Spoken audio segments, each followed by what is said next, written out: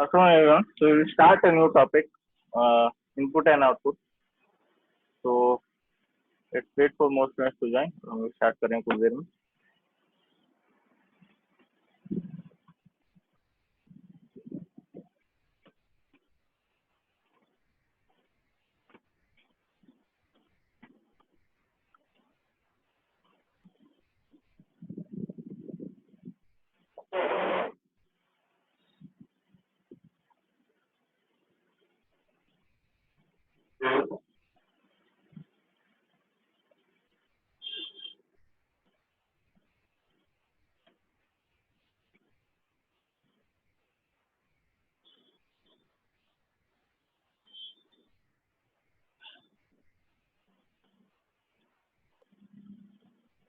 We are going to discuss the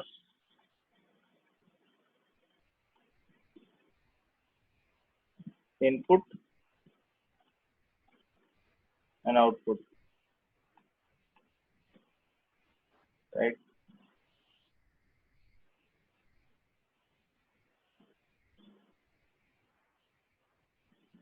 Class are still joining.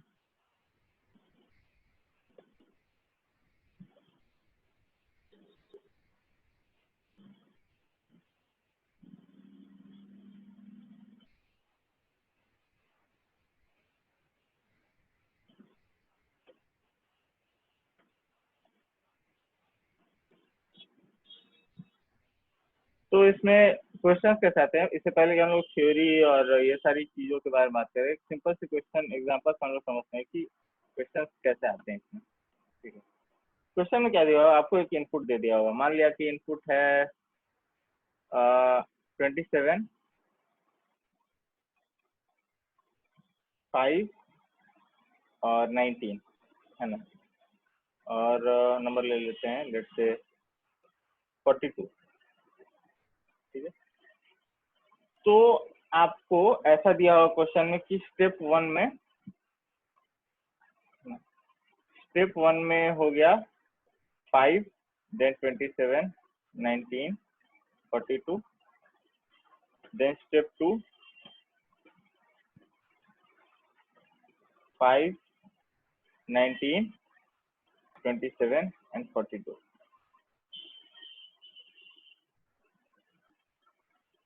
एक काम करते हैं, इसको 42 के बजाय नहीं, ठीक है, चलो. तो ऐसा कर दिया और फिर लिख दिया जाएगा कि step 2 is the final output, है ना. तो बेसिकली यहाँ पे हुआ क्या कि हमें इनपुट में हमारे पास 4 नंबर थे, 27, 5, 19 और 42, है ना. Right hand side 19 and 42. हुआ क्या कि स्टेप 1 में जो सबसे छोटा नंबर था, है ना, उसको हमने उठा के सबसे आगे रख लिया, है ना. उसके बाद और बाकी नंबर जस्ट के तस थे, है ना. स्टेप 2 में फिर हमने क्या किया कि अब जो उसके बाद 5 के बाद जो सबसे छोटा नंबर था इसमें 19, है ना. तो 19 को हमने यहाँ से उठाया और 19 को फिर 5 के जस्ट आगे, है ना, रख लिया. तो अब ये क्या हुआ कि असेंडिंग ऑर्डर में हो गया, है ना. इस पार्टिकुलर क्वेश्चन में हमने क्या पैटर्न आइडेंटिफाई किया कि नंबर्स जो है असेंडिंग ऑर्डर में अरेंज हुए, है ना. तो क्वेश्चन में इतना तो दिया ही रहेगा. अब इसके बाद पूछेगा कि फॉर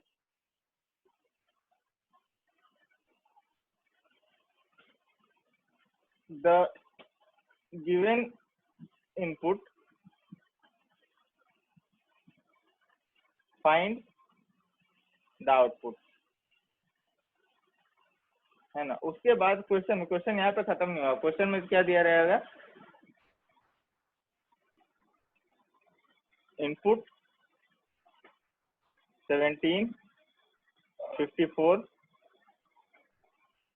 3, 11, है ना. तो आपने क्योंकि यहाँ पे देख के ऑब्जर्व कर लिया कि वो इसने हर स्टेप में क्या किया है, असेंडिंग ऑर्डर में नंबर को अरेंज किया है, तो वही काम फिर आपको यहाँ पे करना पड़ेगा. तो फिर आप यही लॉजिक यहाँ पे लगाओगे.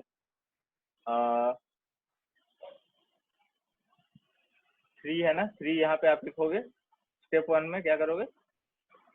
3 यहाँ पे आ जाएगा, बाकी नंबर जस्ट अतस 17, 54, 11 है ना। ये स्टेप 1 हो गया। स्टेप 2, इसकी सारी थ्योरी जो है, सारा जो अप्रोच है, अलग अलग तरीके के क्वेश्चन, उसका पहले हम लोग will go towards the theory and then फिर हम वापस क्वेश्चन की तरफ आएंगे, है ना। ये बस मैंने ओवरव्यू आपको देने के लिए किया कि क्वेश्चन में क्या करना क्या होता है, ठीक है। स्टेप 2 में हम लोग क्या करेंगे, 3, 11, 11 आया ना, इन तीनों में सबसे छोटा 11 है तो 11 आ गया, फिर बाकी 17 और 54 है ना। तो स्टेप 2 क्या हो जाएगा हमारा, फाइनल आउटपुट, क्योंकि अब ये जो है ये चारों नंबर असेंडिंग ऑर्डर में अरेंज हो गए हैं, फाइनल आउटपुट है ना। तो ये करना होता है इनपुट एंड आउटपुट में। अच्छा, अभी हमने क्या एग्जांपल लिया, नंबर्स का लिया है ना, लेकिन क्वेश्चन में क्या है, वर्ड्स भी आते हैं, क्वेश्चन में अल्फाबेट लेटर्स भी आते हैं, है ना। वो अल्फाबेट आपको इनपुट में दिया रहेगा और आपको आउटपुट निकालना पड़ेगा depending upon the given conditions end variant. तो देखते हैं।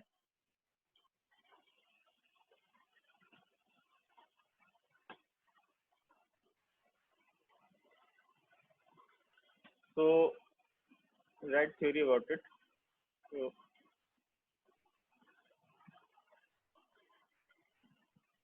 in these questions,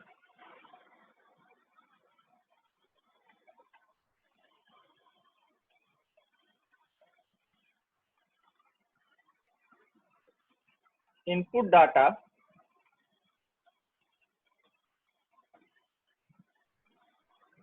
is converted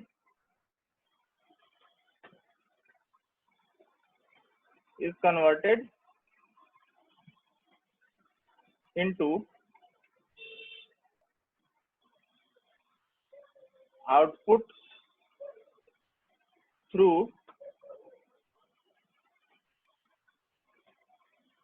a few systematic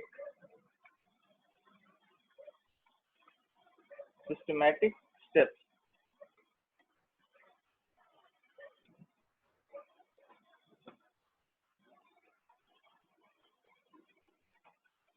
right?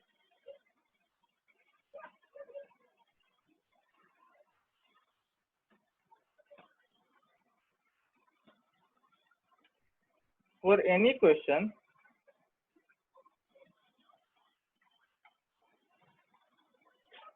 of input and output,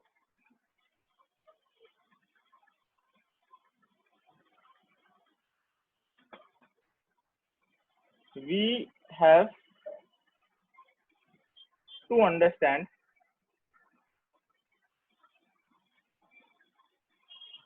the following.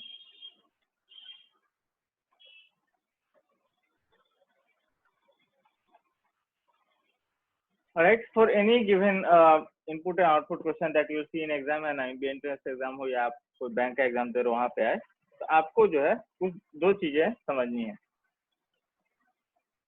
First one,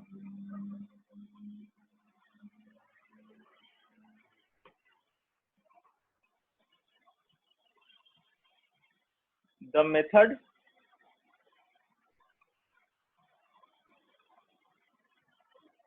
followed in the transformation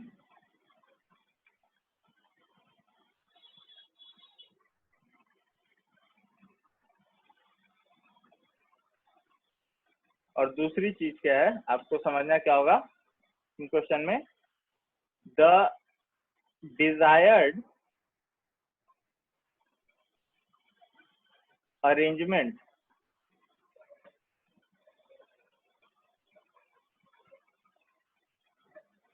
of elements in the final output, है ना। तो दो चीजें मैंने बोली कि आपको इनपुट आउटपुट का क्वेश्चन आएगा तो दो चीजें आपको समझनी जरूरी है। पहले तो कि मेथड क्या है, मेथड से मेरा क्या मतलब है, आपने इस क्वेश्चन को देखो, इस क्वेश्चन में मेथड क्या है, ट्रांसफॉर्मेशन का मेथड क्या है, मेथड ये है कि आपको जो है एक नंबर को यहाँ से उठा के यहाँ पे रखना है ना। यहाँ 5 था तो हमने 5 को यहाँ पे डाला पहले पोजीशन पे, है ना। और उसके बाद जो है बाकी नंबर्स को जस्ट का तस रख दिया, है ना। फिर हमने 19 को उठाया यहाँ पे और बाकी नंबर्स को जस्ट का तस रख दिया। लेकिन ये भी हो सकता है कि आप जिस नंबर को एक जगह से उठा के दूसरे पोजीशन पे रख रहे हो, तो दूसरे पोजीशन वाला भी जो है वापस पहले नंबर के पोजीशन पे जा सकता है ना। इंटरचेंज भी हो सकता है और सिंगल एलिमेंट मूवमेंट भी हो सकता है, तो दोनों को हम देखेंगे। लेकिन उससे पहले हम लोग क्या देखेंगे, उससे पहले हम देखेंगे ये वाला desired arrangement of elements in the final output, है ना। डिजायर्ड ऑर्डर ऑफ आउटपुट क्या होता है उसको हम लोग पहले देखेंगे, है ना। What is, we'll see, desired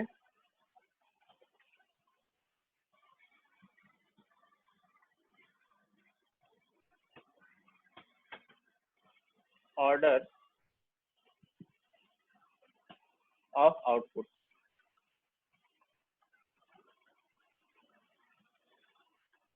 yes, किसी को डाउट है तो पूछ सकता है। हालांकि मैंने कुछ डिस्कस नहीं किया। तो डिजायर्ड ऑर्डर ऑफ आउटपुट में अगर जो है आपको सीरीज जो है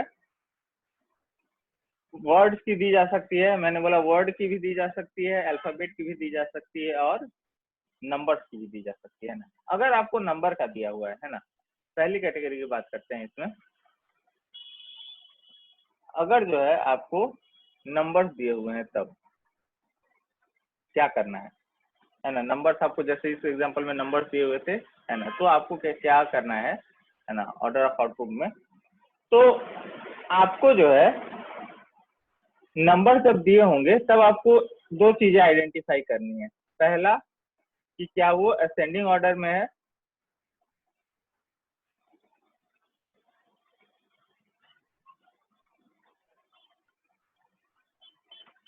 या फिर दूसरा ये कि वो डिसेंडिंग ऑर्डर में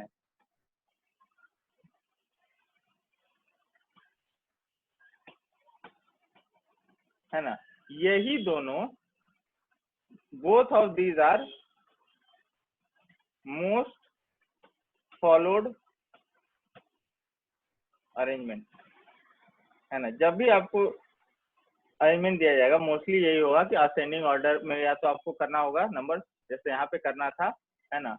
आपको नंबर्स को असेंडिंग ऑर्डर में अरेंज करना था और एक एक स्टेप में आपने सबसे छोटा को सबसे इनिशियल पोजीशन पे रखा, फिर उसके बाद वाले जो सेकंड स्मॉलेस्ट था उसको आपने रखा। एंड आई थिंक यहाँ पे, या I think here we made a mistake, यहाँ पे जो है 11 आएगा, या here it should be, so let me, here we have made a mistake. इसका अगर हमें करना है तो स्टेप 1 जो होगा, स्टेप 1 तो करेक्ट है कि 3, 17, 54, 11। स्टेप 2 जो होगा उसमें आएगा 3, फिर 11 आएगा, देन 17 एंड 54। तो this is the output, right. अब ये है, ये मैंने 11 पे उतना वो नहीं किया। तो ये स्टेप जो है हमने यहाँ पे स्किप कर दिया था। एनी हाउ, तो कहने का मतलब ये है कि नंबर जो होंगे, आपको जब नंबर से रिलेटेड क्वेश्चन होगा तो आपको असेंडिंग ऑर्डर डिसेंडिंग ऑर्डर को ही आइडेंटिफाई करना है कि क्या हो रहा है। अच्छा, नंबर की तो बात हो गई। अगर जो है वर्ड, आपको वर्ड्स दिए हुए हैं, है ना, वर्ड से पहले देख लेते हैं लेटर, है ना, हालांकि दोनों में सेम ही है। तो आपको क्या करना है कि यहाँ पे चेक करना है कि वो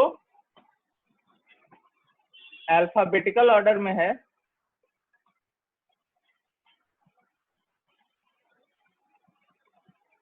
ना। जो क्वेश्चन में जो आपको अरेंजमेंट दिया हुआ है इनपुट आउटपुट के तरफ जो स्टेप बाय स्टेप बढ़ रहा है, उसमें क्या हो रहा है, क्या अल्फाबेटिकल ऑर्डर में ट्रांसफॉर्मेशन हो रहा है या फिर रिवर्स अल्फाबेटिकल ऑर्डर में हो रहा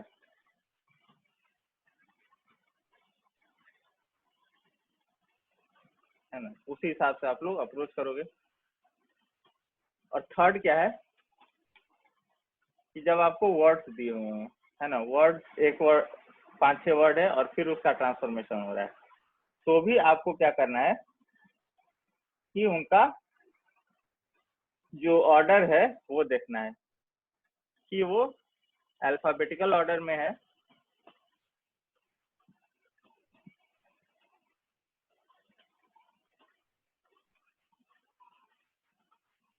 इनिशियल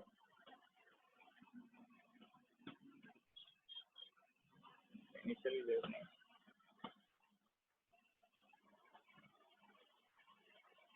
तो वर्ड जो है जैसे डिक्शनरी में आते हैं उस सीक्वेंस में अगर हैं तो अल्फाबेटिकल ऑर्डर हुआ, और अदरवाइज चेक करना है क्या कि रिवर्स अल्फाबेटिकल ऑर्डर, है ना। आज हम लोग थोड़ा वर्ड पे ही फोकस करेंगे, इफ टाइम परमिट्स तो नंबर के भी क्वेश्चन देख सकते हैं, ठीक है। तो नंबर लेटर और वर्ड में आपको क्या करना है हमने देख लिया है ना। कभी कभार क्या हो सकता है मिक्स भी हो सकता है, ठीक है ना। तो अगर आप मिक्स है कि नंबर लेटर मिक्स है तो आपको केस टू केस बेसिस देखना पड़ेगा, क्वेश्चन में किस हिसाब से वो ट्रांसफॉर्मेशन चल रहा है वो आपको ऑर्डर जो है फॉलो करना पड़ेगा to find the answer. Right, पहला चीज जो है इन दोनों में जो डिजायर्ड ऑर्डर ऑफ आउटपुट है ना, अरेंजमेंट ऑफ एलिमेंट है फॉर द फाइनल आउटपुट, इसको देखा।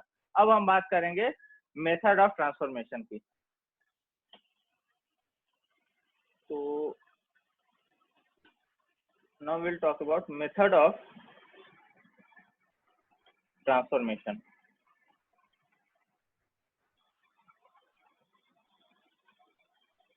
एग्जांपल से इसको समझेंगे। खैर इसमें मेथड ऑफ ट्रांसफॉर्मेशन में दो पॉसिबिलिटीज है। एक तो होगा आपका सिंगल एलिमेंट मूवमेंट, है ना, single element movement. Single element movement क्या होता है इसका हम एग्जांपल से समझेंगे, है ना। मान लो कि आपको क्वेश्चन में दिया हुआ है इनपुट है let's say B D C A F and E, है ना। और यहाँ पे स्टेप वन क्या है, स्टेप वन है let's say A B D C F and E. Step two क्या है,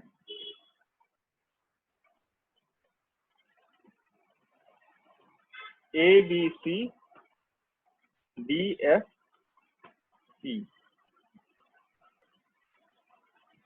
step three A B C D E F, है ना। और स्टेप थ्री में लिख दिया गया है कि स्टेप थ्री जो है इज द फाइनल आउटपुट, है ना। तो स्टेप थ्री में आपको लिख दिया गया कि स्टेप थ्री जो है फाइनल आउटपुट है। अब इस क्वेश्चन में हुआ क्या, हुआ ये कि आपको जो दिए हुए लेटर्स थे उसको एक एक स्टेप में अल्फाबेटिकल ऑर्डर में अरेंज किया गया है। लेकिन अरेंजमेंट किस तरीके से किया गया है, ए जब यहाँ पे जो लेटर दिए हुए थे आपको 6 लेटर्स दिए हुए थे ना, B D C A F E, इसमें अल्फाबेटिकल ऑर्डर से सबसे छोटा लेटर कौन सा है, ए। तो ए को उठा के हमने कहाँ पे रख दिया, सबसे शुरू वाले पोजीशन पे रख दिया, दिख रहा है। ए को हमने यहाँ से पिक किया और यहाँ पे रख दिया। लेकिन जो फर्स्ट पोजीशन पे लेटर था बी, वो उसने ए की जगह नहीं ली, है ना, बी खिसक गया। तो सिंगल एलिमेंट मूवमेंट में क्या होता है कि जो भी आपका ऑर्डर है उस हिसाब से आप पहला जो एलिमेंट है उसको मूवमेंट कर दो और बाकी जो है सरकते जाएंगे उस हिसाब से, ठीक है। तो ए यहाँ पे आ गया, बी यहाँ से सरक के यहाँ पे चला गया और बाकी एलिमेंट जैसे करते हैं। फिर यहाँ पे देखो, यहाँ पे सबसे छोटा कौन सा है, अच्छा बी तो है, बी पहले ही अपने सही पोजीशन पे है तो उसको करने की जरूरत नहीं है। सी कहाँ पे है, देखो सी यहाँ पे है, तो सी यहाँ से उठ के यहाँ आया और बाकी डी जो है उस हिसाब से सरक गया। यहाँ पे देखो A B C D F E, अब यहाँ पे सबसे छोटा कौन है, ई, तो ई यहाँ से उठ के आया और एंड एफ जो है मूव हो गया, है ना। तो यहाँ पे सिंगल एलिमेंट मूवमेंट है। अब दूसरा इसमें क्या तरीका हो सकता है, इंटरचेंज ऑफ एलिमेंट।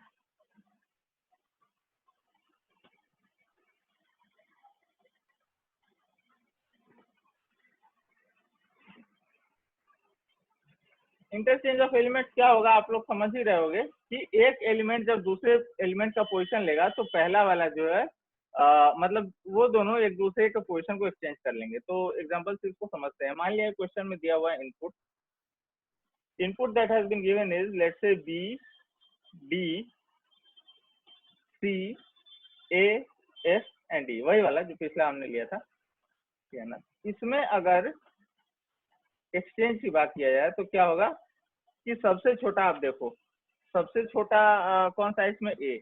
तो ए यहाँ से बी पे जाएगा और बी क्या होगा, अगर इंटरचेंज ऑफ एलिमेंट चल रहा है तो यहाँ पे ए आ जाएगा, फिर डी होगा, सी होगा, और बी जो है, बी यहाँ से सड़क के यहाँ आने के बजाय एक जगह ले लेगा, तो अब बी यहाँ पे आएगा एफ, है ना। सेम वही काम होगा, अल्फाबेटिकल ऑर्डर जो है उसी में हम स्टेप बाय स्टेप आउटपुट की तरफ बढ़ रहे हैं।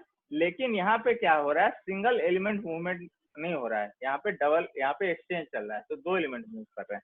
ऐसा नहीं हो रहा है कि एक उठा के मैंने वहां रख दिया और बाकी सरक गए, ठीक है। स्टेप 2, यहाँ पे देखो बी सबसे छोटा है ए के बाद, है ना, ए तो अपने सही जगह पहुंच गया, सबसे छोटा है सबसे आगे, ठीक है। बी जो है वो कहाँ पे जाना चाहिए, ए के जस्ट बगल में डी की जगह, तो बी जो है वो यहाँ आएगा और डी यहाँ पे चला जाएगा, है ना। तो स्टेप 2 में क्या आएगा, ए, बी, सी, डी, एफ, ई, है ना। और स्टेप 3 क्या होगा, स्टेप 3 में तो ए बी सी डी तक अरेंज ही एफ की जगह ही है ना, तो ये इधर चला जाएगा और ये इधर आ जाएगा, तो this will become A B C D E F, है ना। सो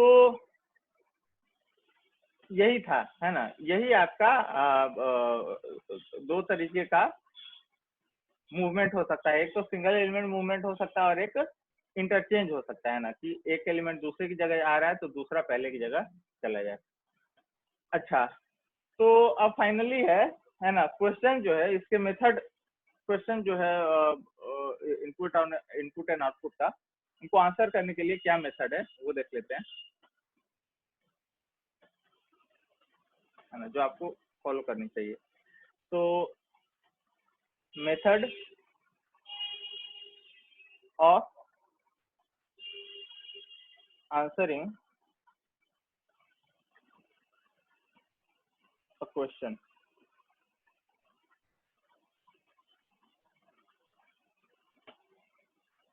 है ना, for input and output.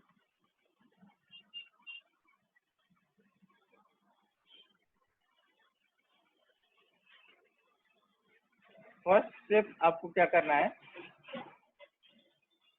First step आपको क्या करना है, compare input and output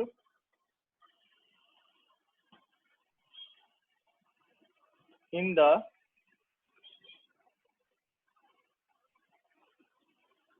example given in the question and observe the final arrangement,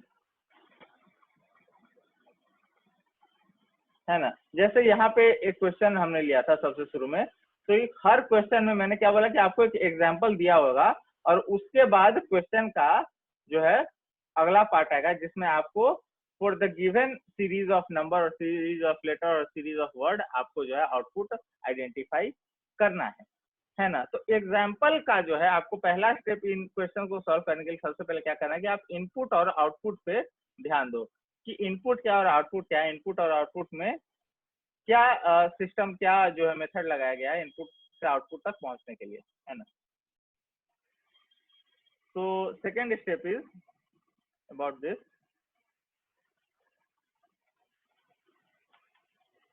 second चीज आपको क्या करनी है, ऑब्जर्व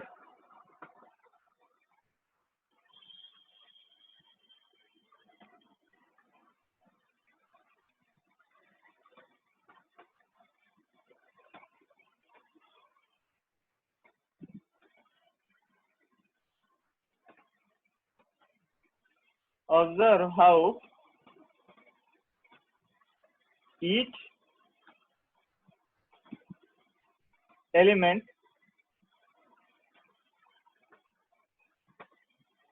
is being arranged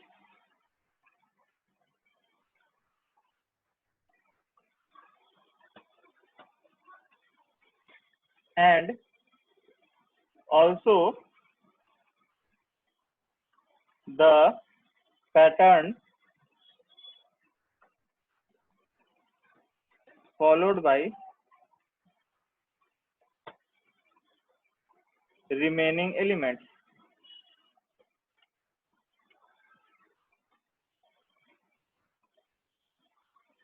है ना, एलिमेंट किस तरीके से अरेंज हो रहे हैं वो आपको देखना है, और बाकी एलिमेंट क्या क्या पैटर्न फॉलो कर रहे हैं, है ना, ये आपको देखना है. And the third step,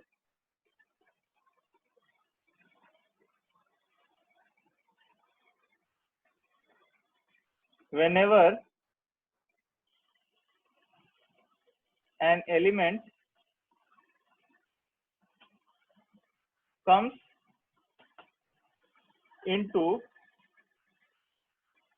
its designated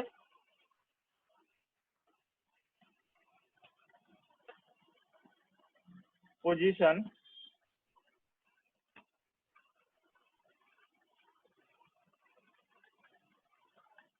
without consuming any step,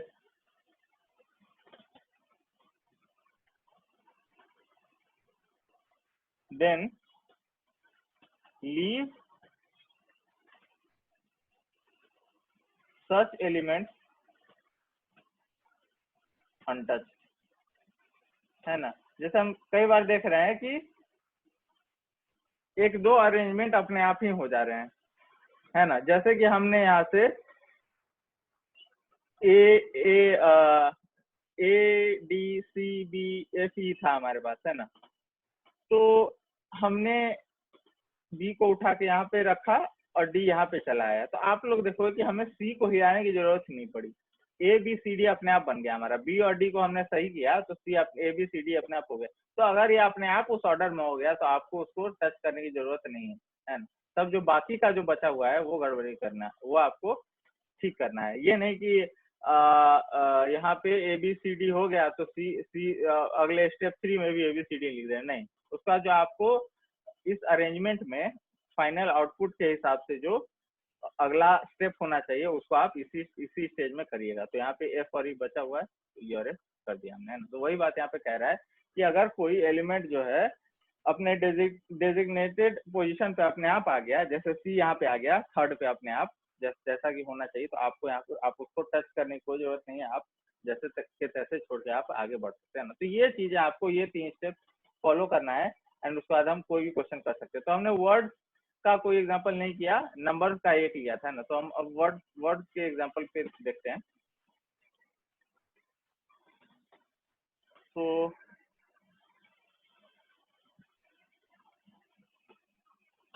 and हम लोग बिल्कुल वैसे ही एग्जांपल लेंगे जैसा वो क्वेश्चन में आएगा. तो लेट्स से क्वेश्चन से, है ना,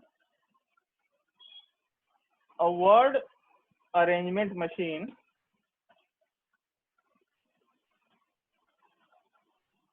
क्वेश्चन है, a word arrangement machine when given an input consisting of words rearranges them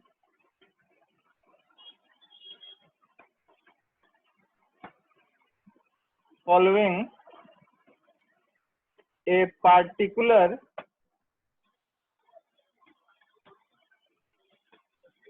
pattern in each step.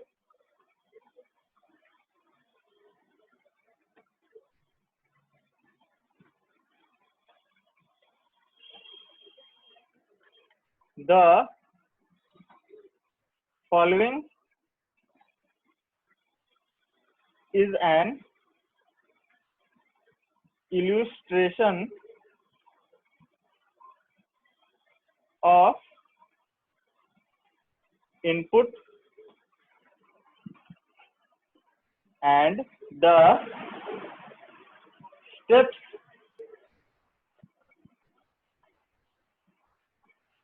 involved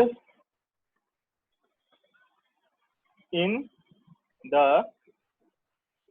the rearrangement.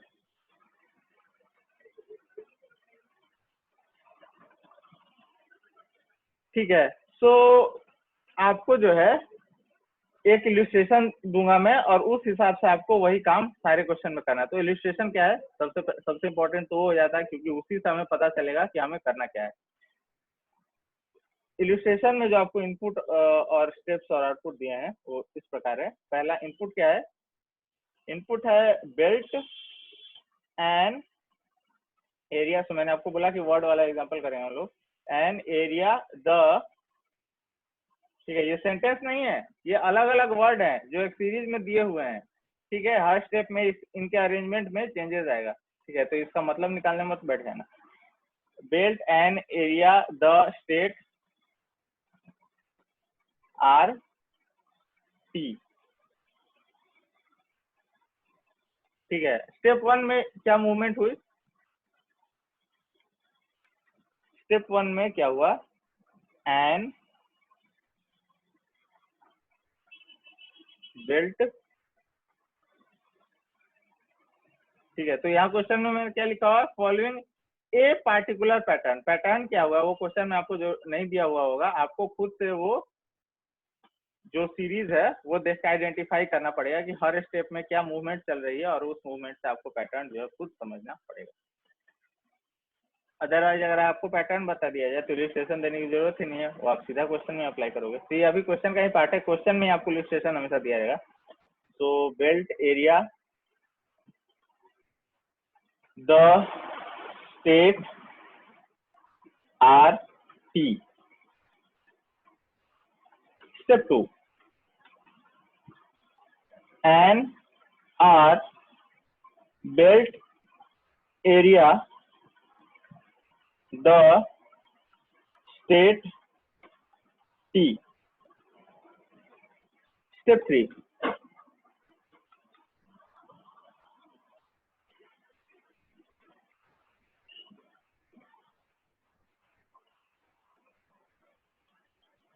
N R area. अभी तक आप लोग समझ में आ गया हो कैसे अरेंजमेंट चल रहा है, बताने की जरूरत नहीं है।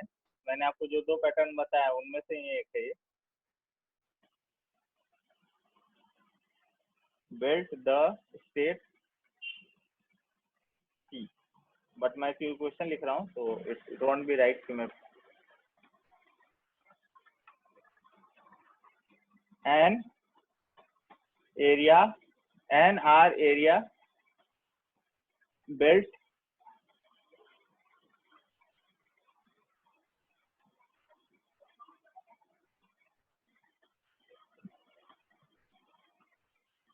State the T.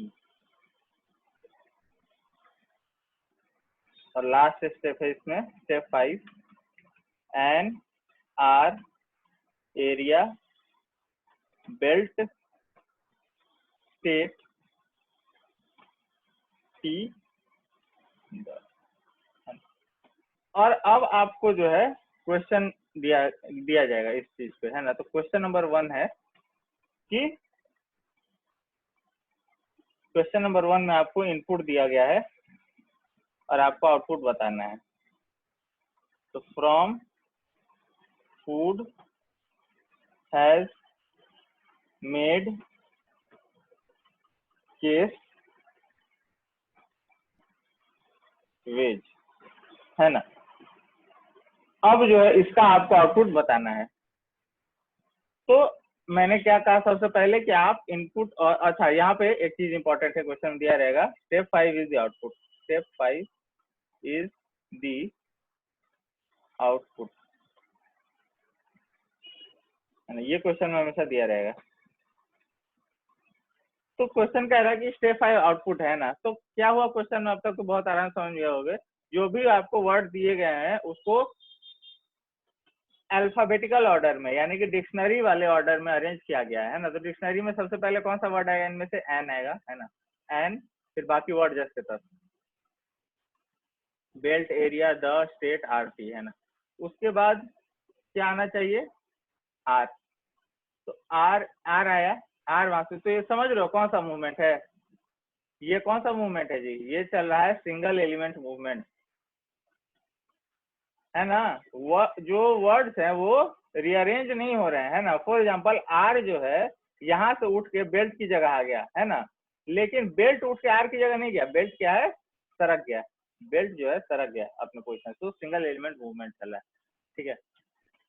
तो यही चीज होते जा रही है, और लास्ट में जो है सारे वर्ड आपको स्टेप 5 में क्या है, जो अल्फाबेटिकल ऑर्डर है, अरिथमेटिक ऑर्डर है, जो अल्फाबेटिकल ऑर्डर है, डिक्शनरी का ऑर्डर है, उस ऑर्डर में आपको मिल गया, है ना। अब इसको जो है आपको क्वेश्चन में दिया हुआ जाएगा ये वर्ड, एंड आपको क्योंकि कॉम्पिटिटिव एग्जाम में ऑप्शंस भी होते हैं तो मैं ऑप्शंस भी लिख देता हूँ।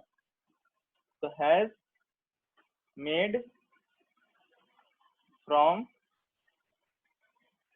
Food, case, veg,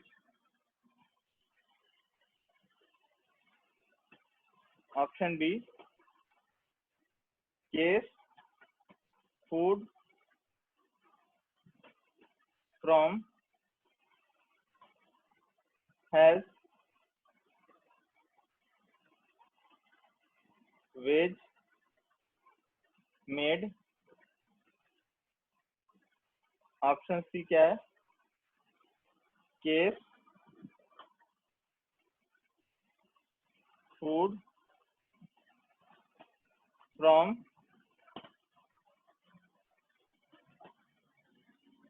has,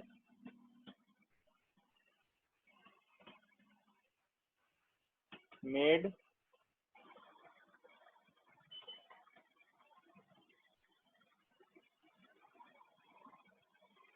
veg, option D क्या है, case, food, sorry case from,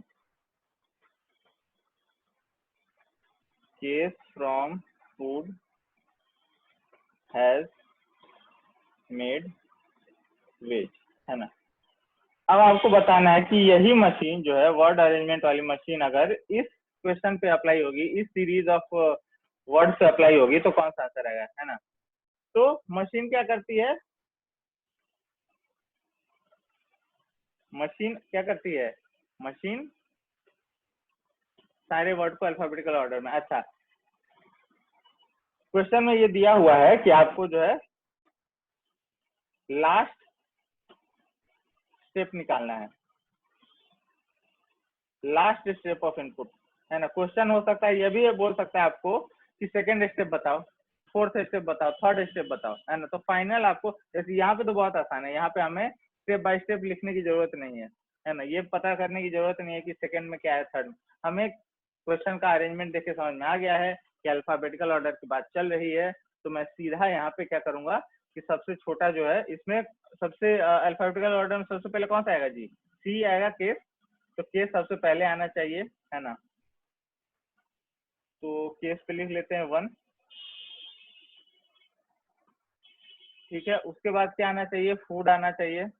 उसके बाद क्या आना चाहिए, F O food, F R from, तो फ्रॉम आना चाहिए। उसके बाद क्या आना चाहिए, हैज आना चाहिए। उसके बाद क्या आना चाहिए, मेड आना चाहिए। और उसके बाद क्या आना चाहिए, वेज आना चाहिए, ना। तो ऑप्शन सी देखो, केस फर्स्ट वाला, फूड सेकंड वाला, फ्रॉम थर्ड वाला, हैज फोर्थ वाला, मेड फिफ्थ वाला, एंड वेज सिक्स वाला, है ना। तो यही चीज है। तो हमें लास्ट स्टेप बताना था, लेकिन अगर हमें सेकंड स्टेप बताना होता तो हमें ये पूरा मशीन जो है एक एक स्टेप हमें लिखना होता है ना। तो maybe will take such an example.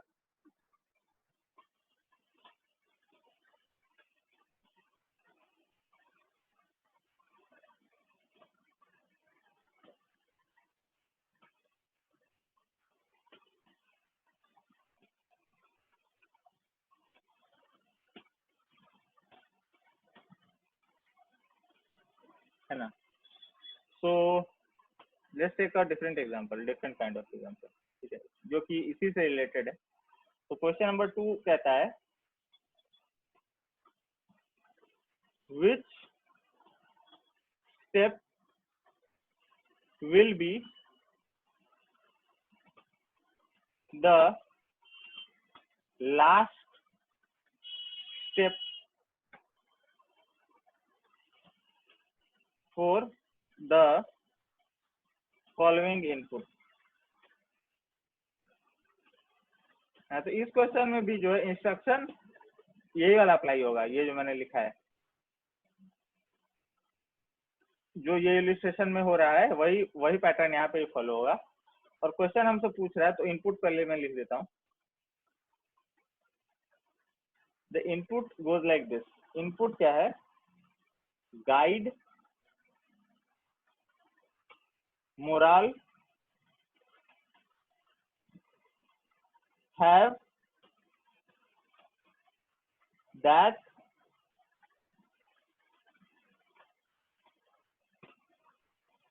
Seems and वैग, है ना।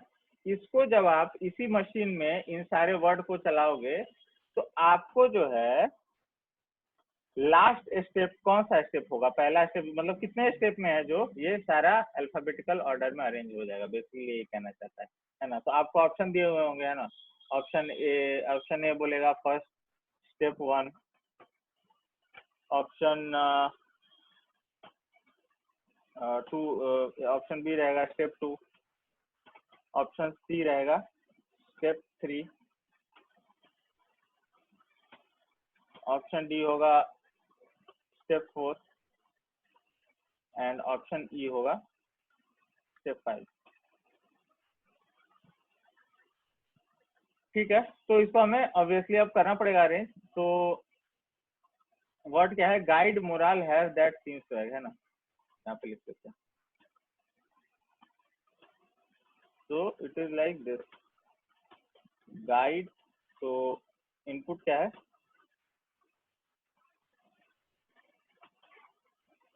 इनपुट है guide, moral, have, that, seems, वैग,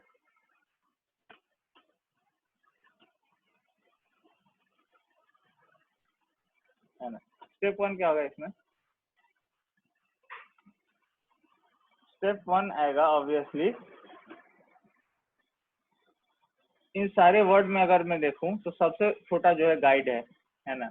उसके बाद क्या आना चाहिए? हैव आना चाहिए ना।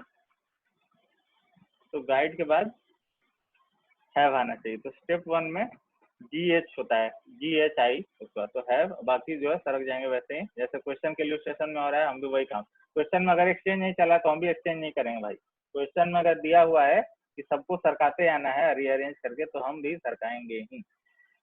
हैव, मोरल, बाकी जो है जस्ट सट ऑफ, दैट, सीम्स, वैग। स्टेप 2 में गाइड और हैव तक तो चल ही रहा है, ठीक है ना। मोरल, दैट, सीम्स, वे में आई अल्फाबेटिकल ऑर्डर में एस पहले आता है, टी बाद में है, तो एस जो है यहाँ पे आ जाना चाहिए, मोरल सही जगह पे। तो मोरल, सीम्स, दैट, वे, है ना। अब देखो GHMSTW, है ना, बिल्कुल परफेक्टली डिक्शनरी या फिर कह सकते हैं अल्फाबेटिकल ऑर्डर में आ गया। तो हम कह सकते हैं कि स्टेप 2 जो है वो फाइनल आउटपुट है या लास्ट स्टेप है, जो भी कह लो, है ना। दो ही स्टेप में जो है वो ये अरेंज हो गया। तो कौन सा आंसर आएगा? ऑप्शन बी, है ना। तो हमने जो है वर्ड का कुछ देखा, नेक्स्ट सेक्शन में कुछ वर्ड्स का हम देखेंगे एंड मोस्टली जो है हम लोग नंबर्स के अरेंजमेंट पे फोकस करेंगे। तो I will be taking the attendance. Do not disconnect.